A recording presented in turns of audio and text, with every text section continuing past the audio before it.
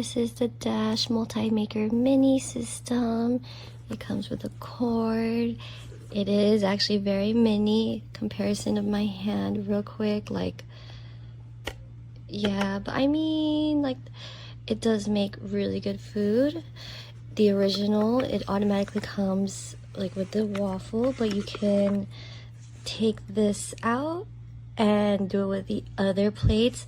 There's one that's like a heart, a sunflower. There's one where it's like a complete circle and you're able to make eggs with it. It is non-stickables. Well, I still would suggest spraying a non-stick to it, but it does do really well. As you can see here, I've used it a couple times and it's like super clean. So if you want to make a lot, you totally can. It's really easy to do, and it also comes with a storage so that you can take all of these plates out and you can put it into the storage when you're done with it. And it makes really good waffles depending on the mix that you use. So yeah.